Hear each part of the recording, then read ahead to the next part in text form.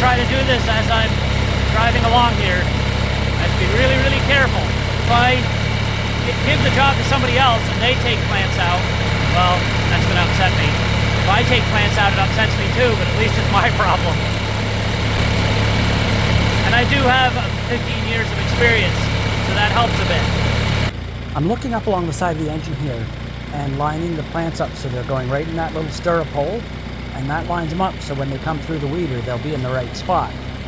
I can sure see why people use GPS.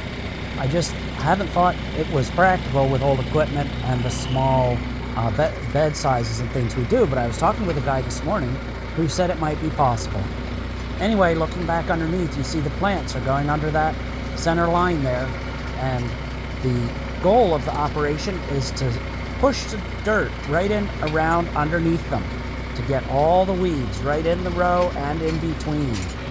And here's another look as we go down through the Brussels sprouts. Another consideration here is that we only want to be cultivating the top inch or two of soil so that we don't bring new weed seeds up to the surface. This whole thing is quite a scientific process. And while that may look impressive, we still have one more pass to do. Aynard driving the tractor and Jason steering the cultivator in the back. Those little wheels are just pushing more soil up around the plants and one more pass to help with the weeds. And as the plants grow bigger and get better established, we can go faster. And that will move the soil even more and put more in around the plants. Here I'm doing green and yellow beans.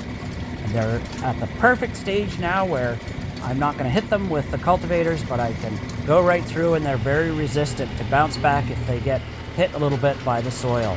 But now I've shown you a couple of scenarios that I would consider perfect or best case scenarios. But that's not real life. We also have cases where it does not work out. These are green and yellow beans that were seeded just 2 weeks earlier in the same block, and they are full of weeds. And the germination was very poor. Just the timing of when they went in and the wet conditions and all of the things that happened around that. Weeding couldn't be done on time. Germination was poor. Almost a crop failure. I've left them in just in case if we need a few things to fill boxes. But over here on the right, where they're so much better, they'll grow faster and probably overtake the ones that are weedy. The trick is to try to win more than you lose and learn what you can for next year. And my bird of the day is this male kingfisher.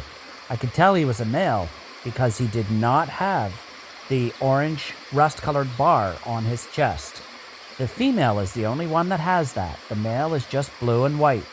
I don't know why that is, but he's unique in the bird world in that the female is actually more colorful than the male.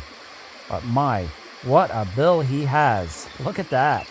It's fun to watch him dive for fish. But I have farming to do, so I can't wait here forever. So this is all we got for today.